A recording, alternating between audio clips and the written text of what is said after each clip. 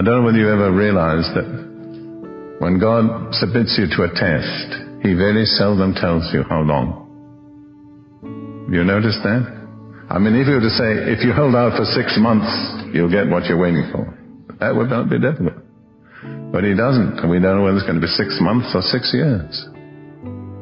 And at the end of 5.5 months, we say, well, this is no good. I might as well give up. And we're just half a month away from what we were waiting for. See, the essence of it is what? Dependence on God. I want to close by reading a familiar passage from Isaiah chapter 40. I believe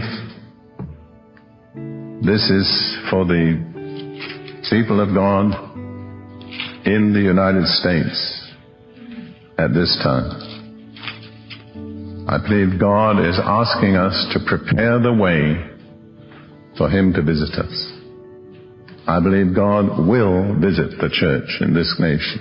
I don't say He'll visit the nation, but I believe He'll visit the church in the nation. And we don't know when He will do it. That's in His sovereignty. But He says, you have to get ready. You have to prepare the way. And this is the instructions.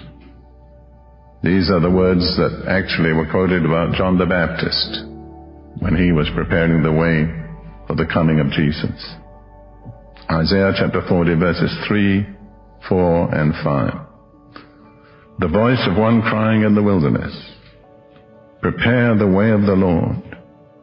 Make straight in the desert a highway for our God. Every valley shall be exalted, and every mountain and hill shall be made low. The crooked places shall be made straight, and the rough places smooth. The glory of the Lord shall be revealed, and all flesh shall see it together, for the mouth of the Lord has spoken. What's the end of the promise? The glory of the Lord will be revealed. All flesh will see it. But what are the steps of preparation? How do we prepare the way of the Lord? We have to remove the barriers in our lives that keep God from being and doing what He wants.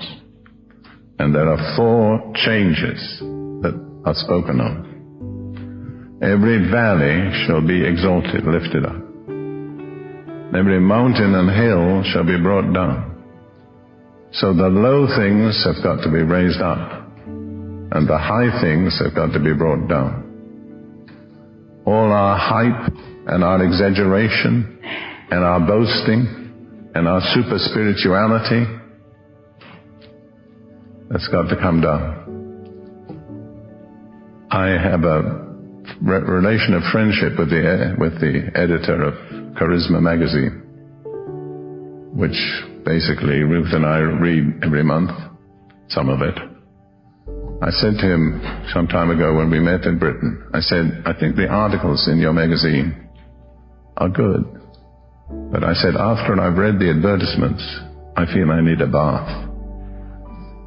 I don't know that you could ever find a more continuous display of self-glorification than is found in those advertisements. And that is basically the keynote of the charismatic movement. Self-glorification, self-exaltation, self-promotion, all that has got to come down. God will not make His way through that.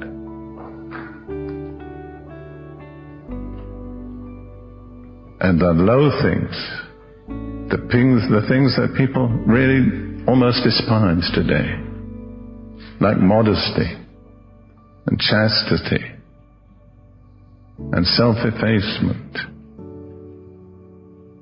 and being willing to serve and just to be in the background, those things have got to be lifted up.